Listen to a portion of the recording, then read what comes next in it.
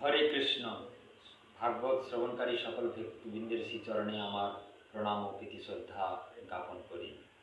আমরা এই জড়জগতে একটি জিনিস লক্ষ্য করি যে আমরা ছোট থেকে দেখে এসেছি যে আমাদেরকে শেখানো হয়েছে যে এই সনাতন হিন্দু ধর্মে নাকি জাতি প্রথা আছে, কিন্তু যখন আমরা শ্রীমদ্ ভাগবত গীতা পঠন পাঠন করি, পরমেশ্বর ভগবান শ্রীকৃষ্ণ এখানে বললেন, চতুর্বর্ণমায়া সৃষ্টং গুণ কর্ম বিভাগস্য তস্য কর্তামপি মাং বিদ্ধ কর্তামব্যময়।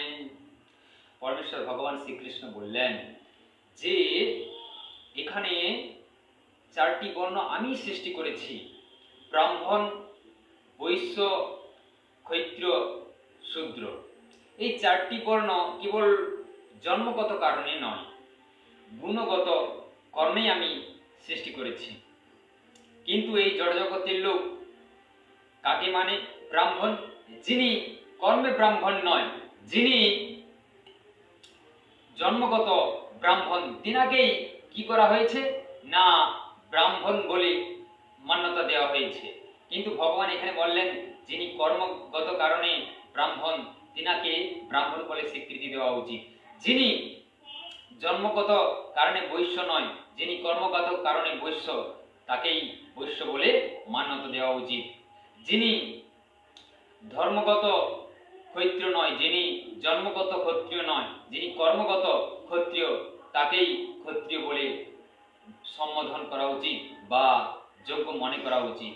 যিনি কর্মগত কারণে শূদ্র, তাকে শূদ্র বলে বিবেচনা করা উচিত।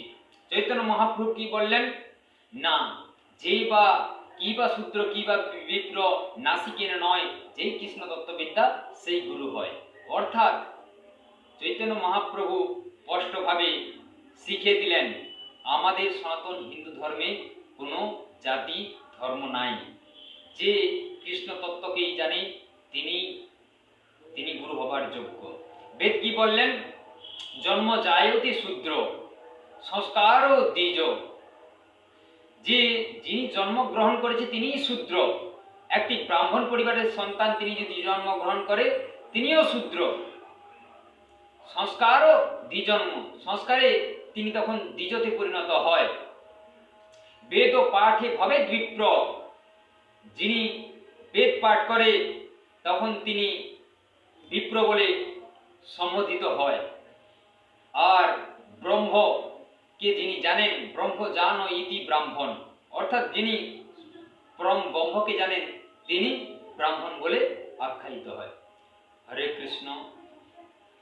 ভাগবত শ্রবণকারী সকল ভক্তবৃন্দের শ্রীচরণে আমার প্রণাম জানাই। শ্রী গুরু নিতাই গৌর প্রেমানন্দে হরি হরি হরি বল। হরে কৃষ্ণ কৃষ্ণ কৃষ্ণ হরে হরে, হরে রাম রাম রাম হরে হরে, হরে